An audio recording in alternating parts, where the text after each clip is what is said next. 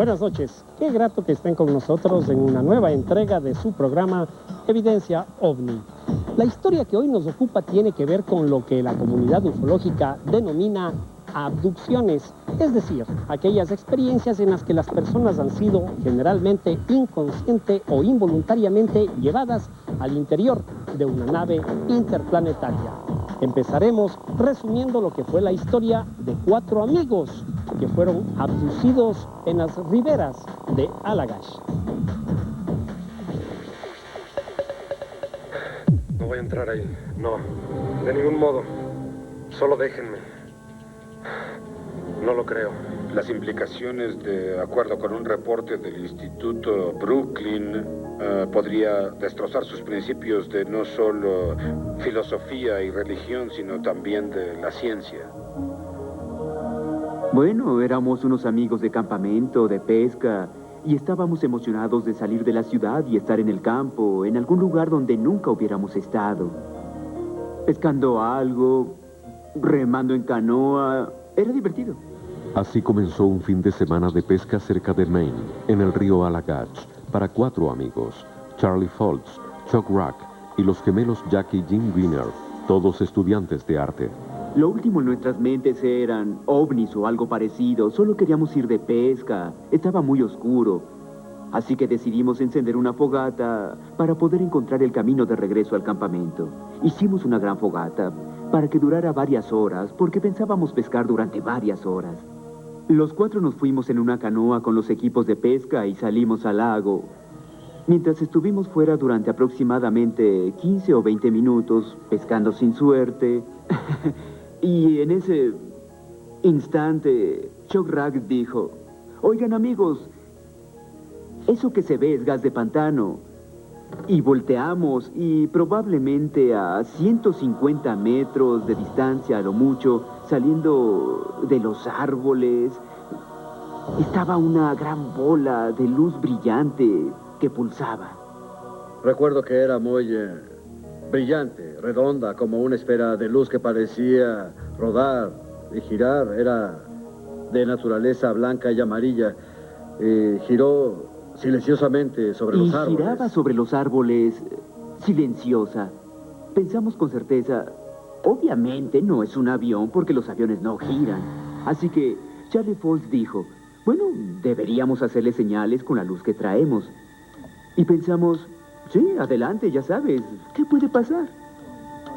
Al momento que hizo eso, tan pronto como hizo las señales, se empezó a mover hacia nosotros. Lo siguiente que recuerdo es que la luz se aproximó a la parte de atrás de la canoa. Y en ese momento empezamos a remar rápido hacia la orilla. Mientras remaba, miraba sobre mi hombro para ver dónde estaba el objeto en relación con nuestra canoa. Permaneció siguiéndonos y cada vez que se acercaba más y más, yo estaba atemorizado. Sí, para ser honesto. Un segundo después estaba casi sobre nosotros, con un rayo de luz cruzando por el agua hacia la canoa. Y recuerdo que pensé, bueno, no nos vamos a alejar de esta cosa, no nos vamos a alejar. Y después lo que recuerdo fue que estábamos en la playa. Ninguno recuerda cómo llegaron a la playa. Extrañamente la fogata que se había consumido completamente y el ovni ya no estaba. Pérdida de tiempo. Pensamos que habían pasado 15 o 20 minutos y no entendíamos por qué el fuego se había consumido tan rápido.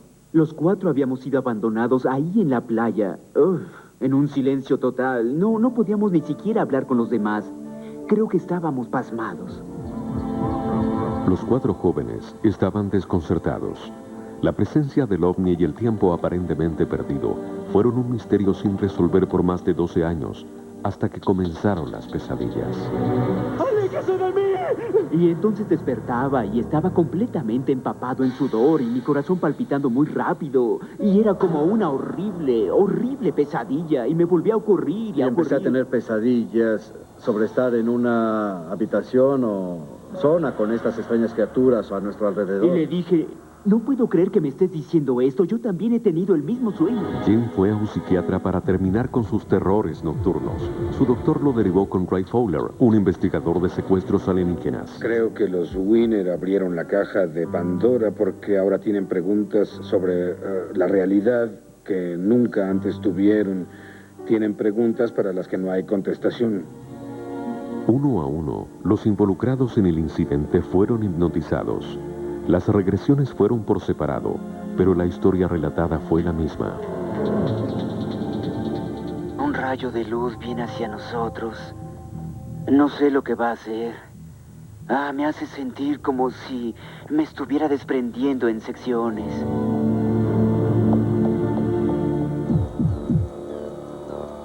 Como ven, en la primera parte de esta historia, nos hemos podido enterar de los dramáticos detalles vividos por los hermanos Winner.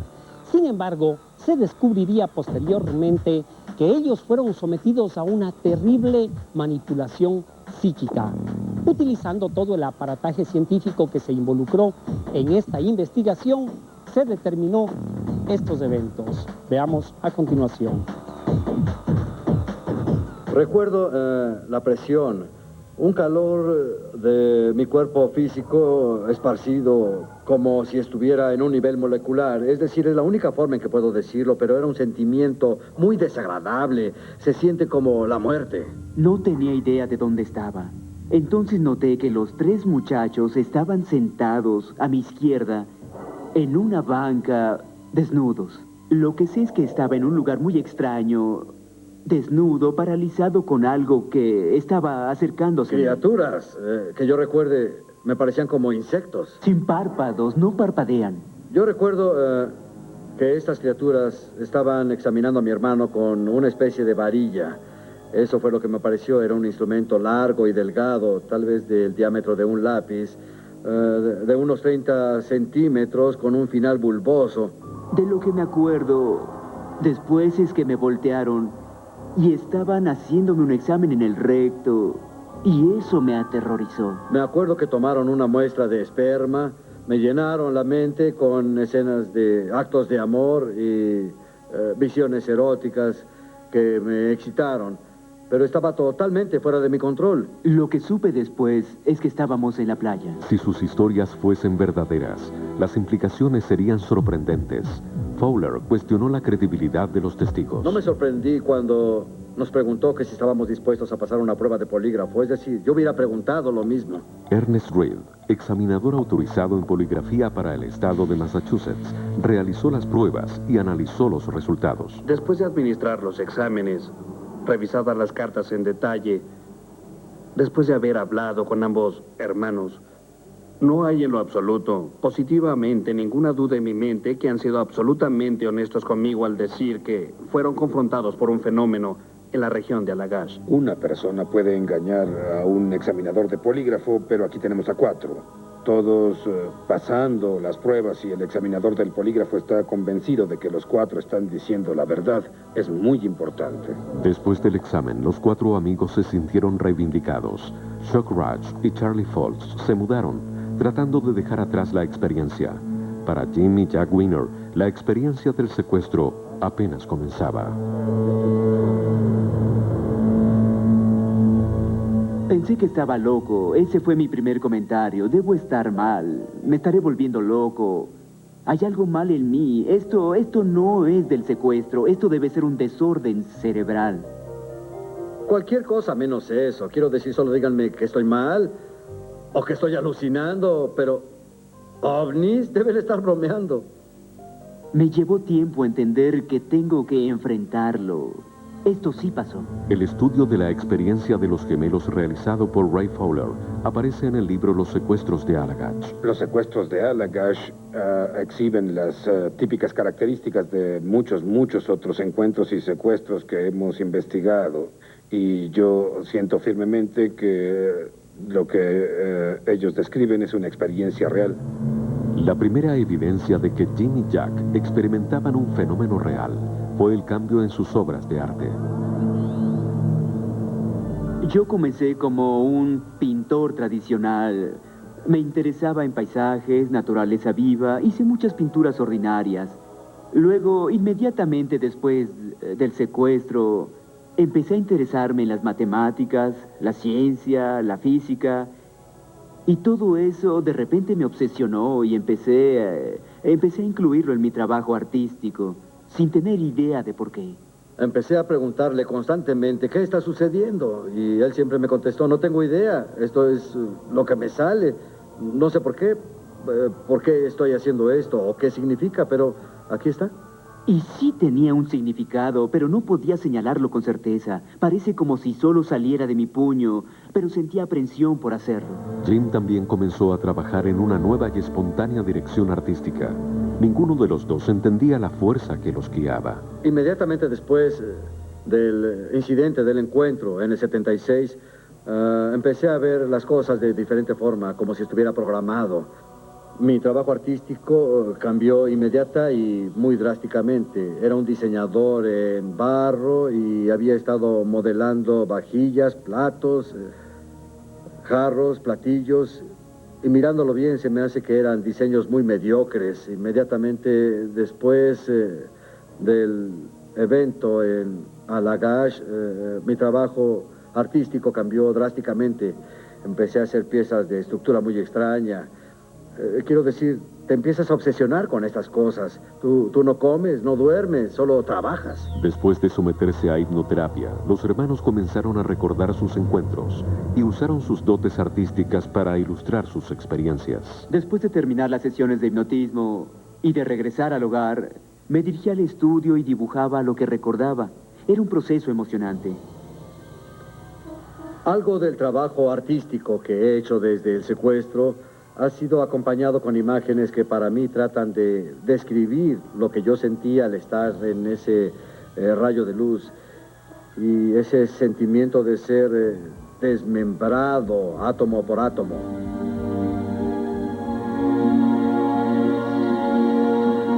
Siento que estoy haciendo un buen trabajo día con día, pero obviamente paso un mal rato inconscientemente, porque aún tengo terribles pesadillas, ya que no me es posible lidiar con estas cosas. Jim y Jack creen que al igual que las pesadillas, los secuestros continúan.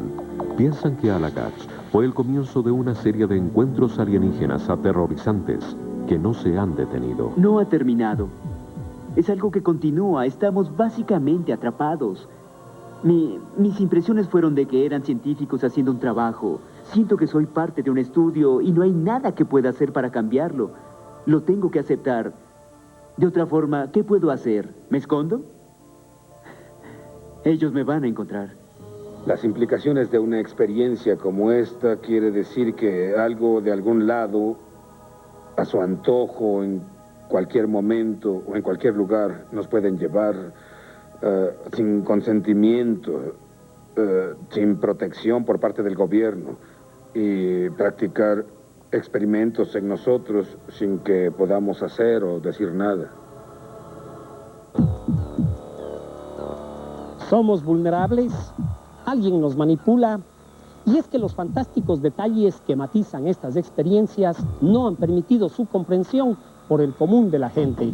Fíjense que solamente en los Estados Unidos de Norteamérica se maneja una estadística de 2.500.000 personas abducidas por año. Es decir, la realidad estaría superando la fantasía. Hacemos una breve pausa y enseguida retornamos.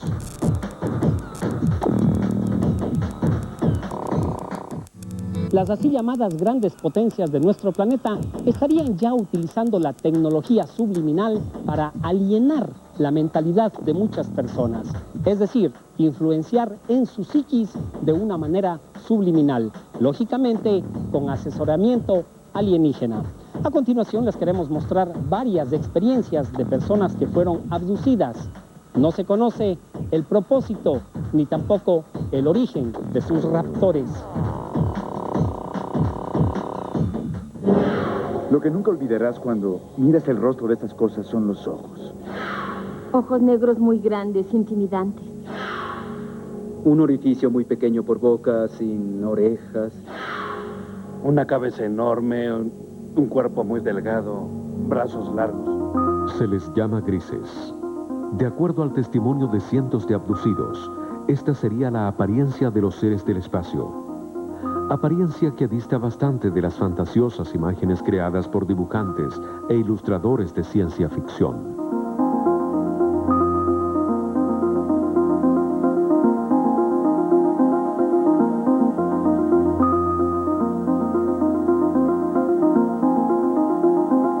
Mientras más conoce la gente sobre cómo se espera que sea el concepto de un extraterrestre, es más probable que lo describan como su idea preconcebida. Es una cosa autoalimentada. En 10 años no habrá ningún otro tipo de extraterrestre, solo los grises. ¿Realidad o sugestión colectiva? Yo creo que son ambos. Creo que definitivamente son ambos. Y que solo tenemos que confiar en nuestros corazones y examinar cuidadosamente quién está diciendo la verdad y quién no. Mientras más secuestros se registran, más se repite esta descripción.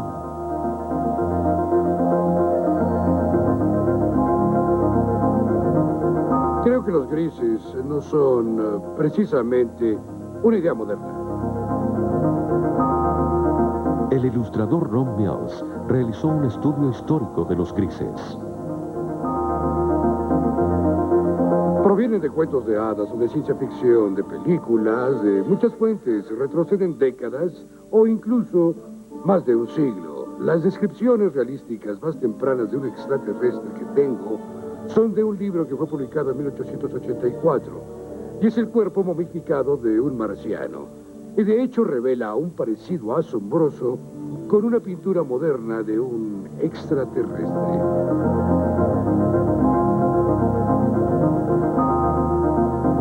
Sin embargo, la ciencia ficción se aleja de los cánones descritos por los supuestos abducidos, lo que lleva a crear una imagen distorsionada al público.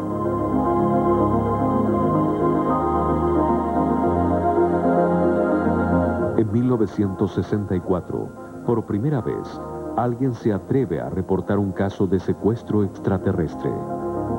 Esta es una composición de su aspecto. Ojos más grandes, nariz más pequeña, sin labios, sin la parte saliente del oído, sin pelo y un tono gris en la piel. Creo que es muy posible que estos seres sean capaces de controlar la forma en que los percibimos y de cómo vivimos la experiencia que compartimos, y que son muy capaces de manipularla.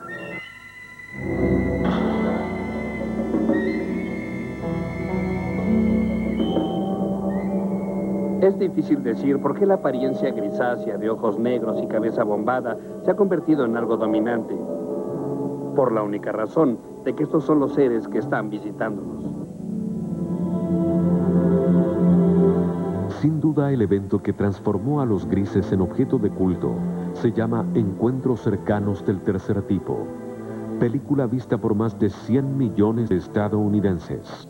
Para bien o para mal, Encuentros cercanos tuvo un enorme efecto sobre lo que la gente esperaba que fuera, el aspecto de los extraterrestres, y si hubo algo que realmente atara todos estos cabos a una especie de extraterrestres, fue Encuentros cercanos. Spielberg ató todos esos cabos sueltos y las descripciones en las que se basó, las que Heineken le proporcionó. Una vez más, fue una larga tradición de ideas e imágenes. De no haber sido por esa película, tendríamos una variedad de extraterrestres. Joe Art fue el diseñador de estos grises, basado en relatos de abducidos. Creo que lo que fue único en Encuentros cercanos es que fue una película de ciencia ficción y sin embargo en cierto sentido no lo era porque estábamos creando algo que era conveniente. Tomamos todos esos datos de todos los encuentros que pudimos registrar y fue como si los pusiéramos en una especie de embudo de donde surgieron este tipo de imágenes. Monstruos de ojos saltones o de enormes cabezas.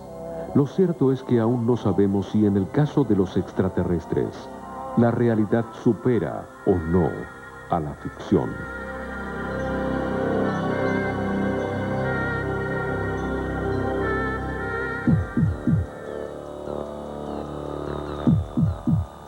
Como hemos podido observar, los testimonios de varias personas que han sido abducidas tienen varios elementos en común.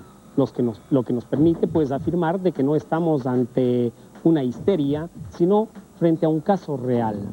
Para conocer más profundamente sobre el tema, hemos invitado a un prominente parapsicólogo de la sociedad chilena, don Andrés Barros, a quien agradecemos su presencia, y empezamos haciéndole la primera pregunta, Andrés. ¿Cree usted en el fenómeno OVNI? Sí, abiertamente. La razón crítica, pensar que somos los únicos habitantes del universo, no resiste ningún análisis, creo yo. Seguidamente también todo lo que significan los testimonios, que son muy serios. Y finalmente lo que a mí más me convence, fíjate, es el informe Sturok. Peter Sturok, que fue un geofísico de mucha connotación, concitó la atención de las universidades de Princeton, de Stanford, de Cornell, del MIT de Massachusetts, y involucró a investigadores tanto de Estados Unidos como de Europa, para llegar todos a una conclusión: el fenómeno OVNI es un fenómeno real. Si ellos lo dicen con un peso específico tremendo en sus argumentos, no cabe más que decir, bueno, evidentemente el fenómeno OVNI es algo totalmente real. Pero ya que usted menciona catedráticos de altura, pongamos el caso de John Mack, quien se involucró, siendo catedrático de Harvard, en la investigación de las abducciones. ¿Por qué ha sufrido el desplante de la comunidad científica? La comunidad científica siempre que se plantea algo que discrepa un poco de la norma, lo descalifica. Pasa exactamente igual con lo mismo en la parapsicología. Hay terrenos en los cuales uno invade campos que ya están establecidos, y eso, la comunidad científica es muy, muy reacia a todo eso. ¿Las abducciones estarían entonces íntimamente ligadas al fenómeno OVNI? Yo creo que sí, íntimamente ligadas. No lo veo de otra forma. Evidentemente que la abducción me parece a mí que es un fenómeno estrictamente OVNI. Existen casos donde testigos señalan que las personas abducidas nunca abandonó físicamente su cuerpo. ¿Cómo se explica esto? Mira, yo lo explico de una forma muy real desde un punto de vista parapsicológico. Existe el fenómeno de la bilocación, es decir, que una persona está simultáneamente en dos lugares. Ya. Mademoiselle Saguier en Francia, el Padre Pío, Uri Geller, José de Cupertino, los más conocidos. Y fuera de eso una serie tremenda de testimonios que hay. La persona, la conciencia, lo dio un premio Nobel de Inglaterra, John Eccles, es independiente de los centros nerviosos. Se puede separar y tiene experiencias fuera del cuerpo. Yo no creo que una evolución tan grande como tienen los extraterrestres desde el punto de vista científico y tecnológico, para ellos debe ser algo muy sencillo, es traer simplemente la conciencia fuera del cuerpo y esta matriz energética materializarla y tenerla a bordo de una nave. La persona permanece tranquilamente, pero aparece también simultáneamente a bordo de un ovni. Creo que eso podría ser una explicación bastante racional, una bilocación de la persona, provocada evidentemente mediante una tecnología de punta que tendrían los extraterrestres. O sea, sería una dislocación, pero involuntaria, no manejada por la persona. Involuntaria. Ahora, pero hay voluntariamente casos, también lo podemos hacer. También, claro. Hay gente que lo puede practicar, hay gente que también es abducida físicamente, pero estos casos en los cuales él manifiesta que está abducido y la gente que está al lado nunca abandonaba la pieza de eso. Ese caso sería el caso en el cual la conciencia, creo yo, se provoca un fenómeno de bilocación y es aparecida simultáneamente a bordo de un laboratorio de una nave espacial. ¿Y esta conciencia podría reflejarse físicamente?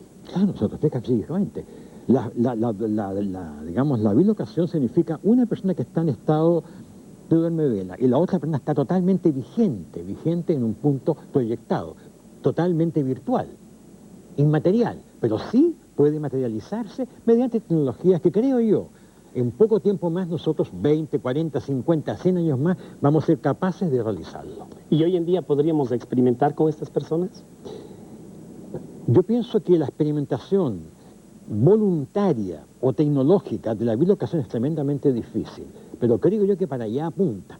Desgraciadamente, todas estas técnicas no son estudiadas a nivel universitario, académico. No hay presupuesto para estudiarlo. Aquí en Chile estamos todavía en la prehistoria, pero hay universidades que creo yo que están trabajando activamente en este campo. Claro. Y eso nos pueden dar un avance bastante grande. A su modo de apreciar las cosas, conocemos de los implantes que son producto de la abducción, algún tipo de experimentación. ¿Cómo ve usted este tema? Yo lo veo muy claro. Yo pienso que hay una relación directa de estas personas que han sido abducidas con el ser que los abdujo.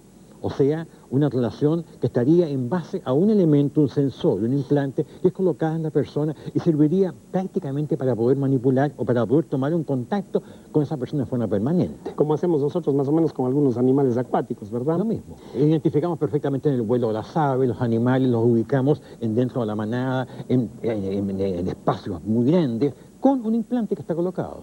Ahora, ¿estos seres podrían estarse desplazando también en diferentes dimensiones? Yo pienso que la forma de llegar, por ejemplo, del espacio sideral, no puede ser en forma normal. Yo pienso que tienen atajos cósmicos. Tal como habla Hawkins, los vaqueros de gusano, para mí que penetran por ahí, algo así tiene que haber, invadiendo dimensiones que lo acercan en forma espontánea prácticamente a la Tierra. No creo que sea un viaje tranquilamente a través de todos los años luces que significa una estrella distante. Pero existen ahora personas que practican ciertas corrientes orientales generalmente y tienen la facultad de desdoblarse. ¿Sería lo mismo que la bislocación? El desdoblamiento es lo mismo, pero la única relación que el desdoblamiento no es vista a la persona. Puede que sea la conciencia, con todas sus potestades, que está desdoblada y no va a ser vista. Hablamos de bilocación cuando es vista simultáneamente en el lugar donde se ha proyectado. En caso contrario, la bilocación puede ser vista o no vista. Si es vista, hablamos de bilocación. Gracias, don Andrés Barros. De hecho, pues Encantado. muy enriquecedor su comentario y ustedes, amigos televidentes, han podido tener un acercamiento más dentro de lo que es este gigantesco mundo de información de las abducciones. Pero pasemos hoy a revisar uno de los enigmas de nuestra humanidad.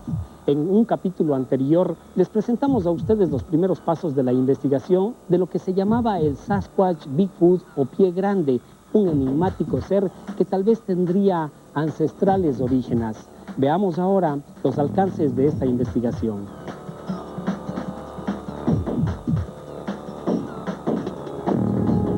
Por más de 30 años, un grupo de hombres ha tratado de descubrir el enigma que esconde las montañas Cascadas, al noroeste del Pacífico estadounidense.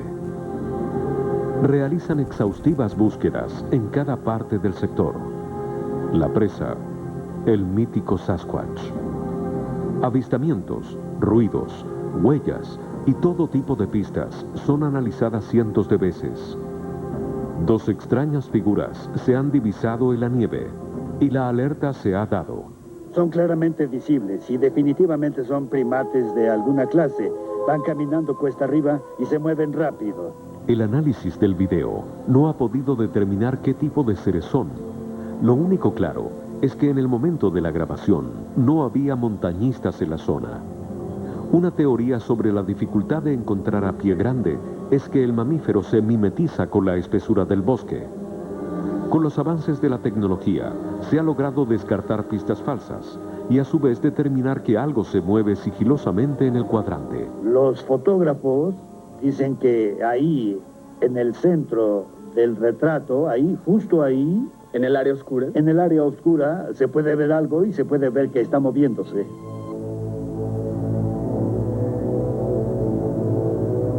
Jeff Wunderlich, junto a un amigo, filmaban en el bosque cuando repentinamente detectaron una silueta entre los árboles.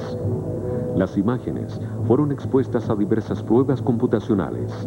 El resultado, la figura de una criatura.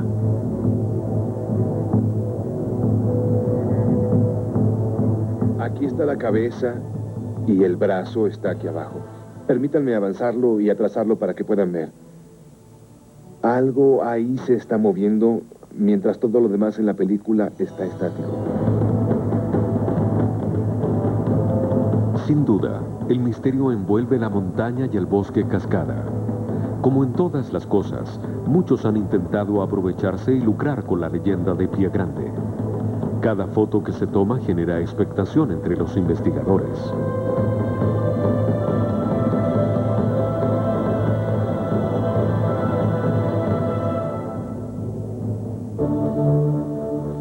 Esto es tan extraordinario, tan increíble, que algo como un hombre primitivo pueda existir en la América moderna está casi al límite de ser increíble.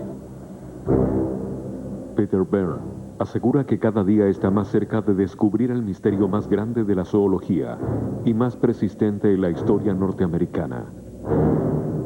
Lo que nos está motivando es que las descripciones no varían, las descripciones son las mismas. Los cientos de avistamientos informados, al parecer, han dado pistas del comportamiento y hábitat de la criatura. Uno de los últimos encuentros fue a menos de 16 metros. Había dos mujeres manejando en un lugar llamado Colton, al sur de aquí.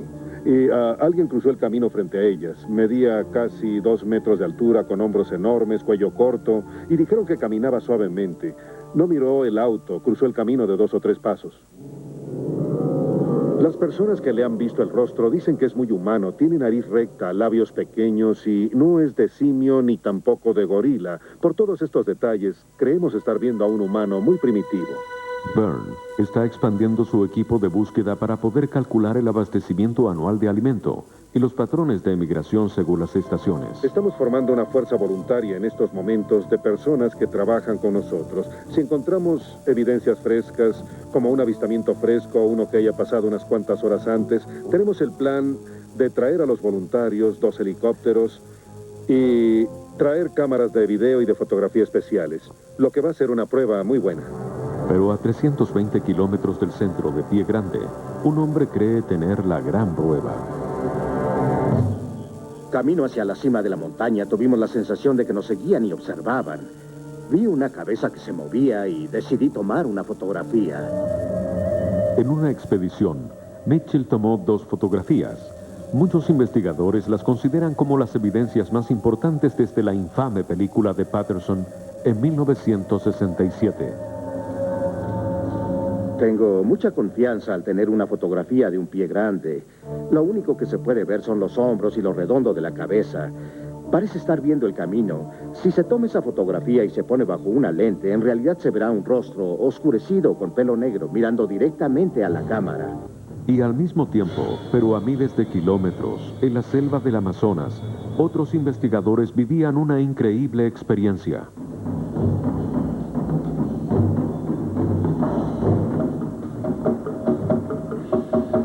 Tenía una larga cola y gruesa. Estaba cubierto con pelo rojizo y negro. Tenía largas garras, un rostro de simio. El tipo estaba absolutamente horrorizado. No podía imaginar lo que veía. El biólogo David Oren cree que las antiguas leyendas sobre una criatura llamada Mapengway pueden ser reales. 2 lugares separados. Las personas oían de lo que ellos consideraban que era este animal. Había reportes de esta cosa, de las orillas más alejadas del Amazonas, Venezuela, de las Guyanas, Colombia, Perú y Bolivia. Oren ha entrevistado a mucha gente que lo describe como una criatura que camina con las patas al revés, de más de 2 metros, 300 kilos, y según un cazador, es insensible a las balas de escopeta.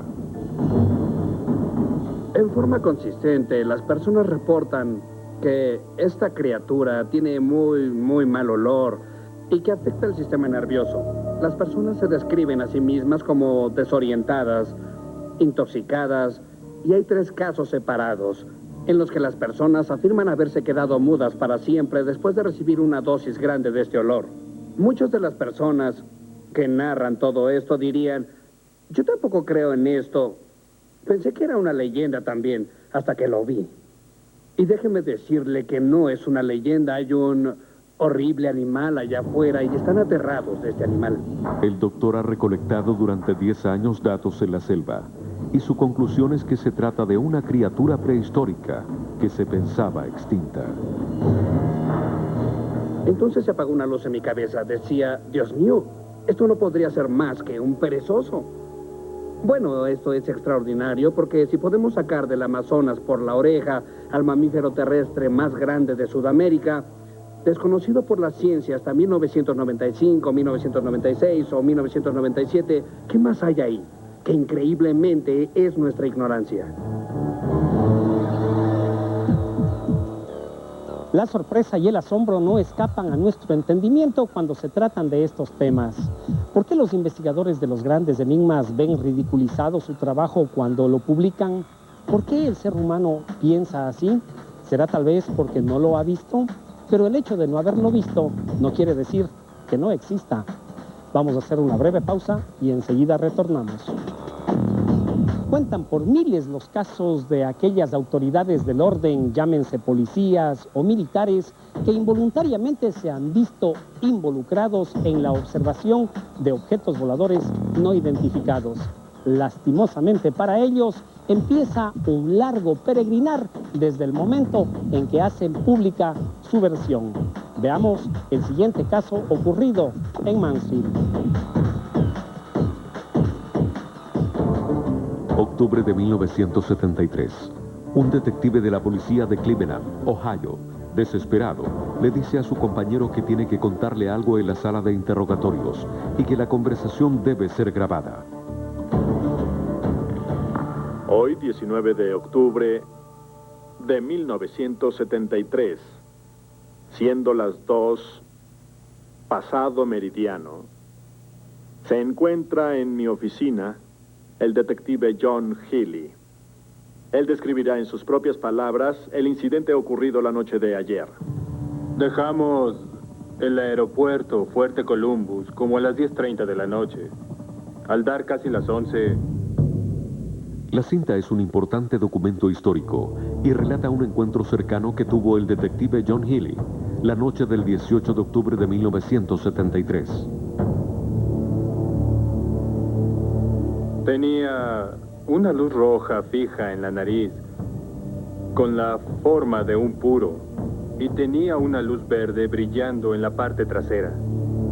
El detective había sido médico de la reserva del ejército y la noche del contacto se encontraba con otros 3 reservistas. Regresaban en helicóptero a Cleveland de su reunión anual. Sobre el pueblo de Mansfield, los 4 hombres experimentaron algo increíble. 30 años después, Healy habló públicamente del caso. Estuvimos casi involucrados en una colisión a mitad del vuelo con un objeto que salió del este con dirección oeste hacia nosotros. Yo noté una luz roja en nuestro lado que se dirigía al sur. Era grande y brillante, pero no me preocupó. Pensé que sería la luz de otra nave. Vimos que se acercaba hacia nosotros. Era una noche clara, con visibilidad ilimitada. No tenía alas y tampoco ventanas, como se puede ver en las naves convencionales. Él no fue el único testigo. Toda la tripulación vio el objeto y los 2 pilotos reportaron al ejército lo ocurrido en este encuentro casi mortal.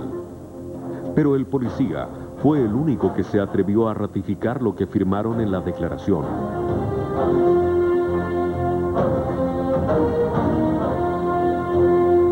Este era un objeto que se movía a una velocidad vertiginosa. Él nos vio primero, antes que nosotros. El objeto nos seguía, ya que todos los instrumentos de navegación funcionaban correctamente. Nos seguía por detrás. Yo creo que nunca había visto un helicóptero de noche. El ovni maniobró hacia los asustados hombres, como si buscara chocarlos. El piloto volaba en el asiento de la derecha. Él era el que llevaba los controles y puso el helicóptero en picada. Después de haber evitado el accidente, el piloto tomó una acción evasiva cayendo en picada a 600 metros del suelo. El helicóptero se paralizó con los controles en configuración de picada. El ovni cubrió la nave con una luz verdosa. Era una luz verde homogénea brillando hacia nosotros, con una forma de cono muy definida. Al mirar a la luz se podía ver el reflector que le emitía. El piloto intentó una nueva picada, pero su nave comenzó a elevarse. Al parecer el ovni atraía al helicóptero inutilizando sus instrumentos. En respuesta a nuestra nave elevándose, mientras estaba en configuración de picada, yo no sentía que nos estuvieran jalando hacia arriba, como en un elevador o remolcador. No se sentía la fuerza de gravedad. De una picada o de escalada, no sentía eso. Nos detuvo por un instante y después desapareció. Después de que el objeto partió hacia el oeste, el piloto del helicóptero lo notó, aunque sabía que iba en descenso y que sus instrumentos tenían esa configuración. El helicóptero había ascendido aproximadamente 120 metros. Jenny Seidman pertenecía a CUFOS. Este centro de estudios sobre ovnis investigó el hecho durante más de 3 años. Toda la información recopilada por CUFOS hace que el caso Mansfield sea uno de los encuentros más documentados. Mi análisis de este caso mostró que el objeto estuvo en continua observación durante 5 minutos, tal vez más. También buscaron testigos oculares que pudieran corroborar el avistamiento. La familia de Long conducía por las afueras de Mansfield cuando vieron algo extraño en el cielo.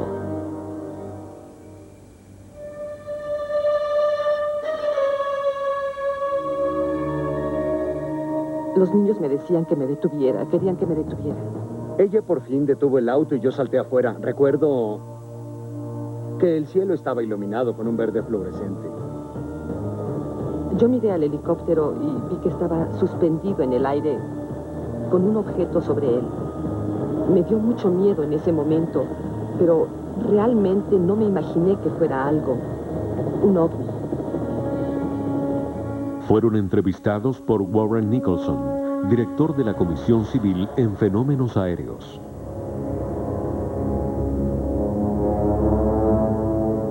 Al principio tenía dudas de que hubieran leído la historia en el periódico, pero sabían cosas que no habían salido en el artículo.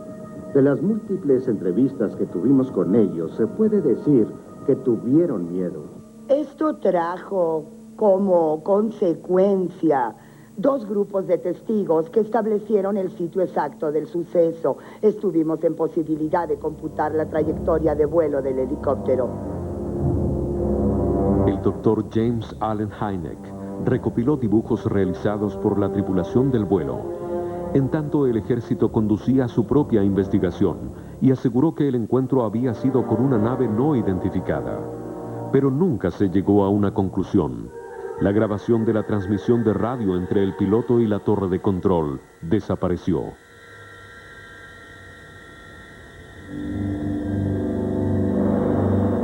¿Fue borrada para encubrir el encuentro o el ovni obstruyó la transmisión? Muchos instrumentos quedaron sin funcionar por semanas y hasta hoy fallan. El número de la nave era el 15444. Esa fue la nave que volamos esa noche. Después quedó inservible. Fue la reina del hangar después de esa noche. El radio no sirvió más.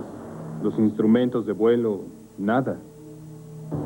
Los escépticos inmediatamente salieron con la idea de que eso había sido un meteoro. No había la posibilidad de eso. Duró 5 minutos. Ningún meteoro tarda 5 minutos en cruzar el cielo de horizonte a horizonte. En lo que a mí concierne, el caso no concluirá hasta que no se ha identificado el objeto. Después de 30 años, las cosas se enfriaron y la investigación nunca será realizada por las autoridades de la manera que el detective John Healy quiere.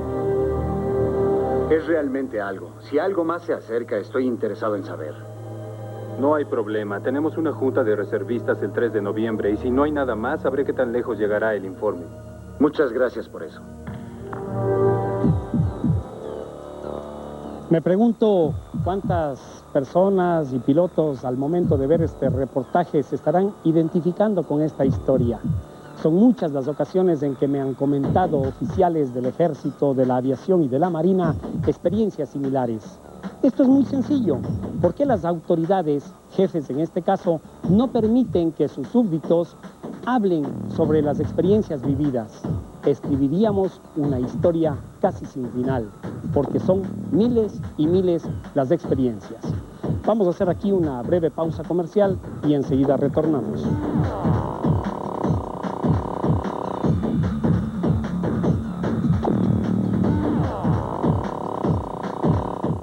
Continuemos con el investigador Jaime Rodríguez en Evidencia OVNI.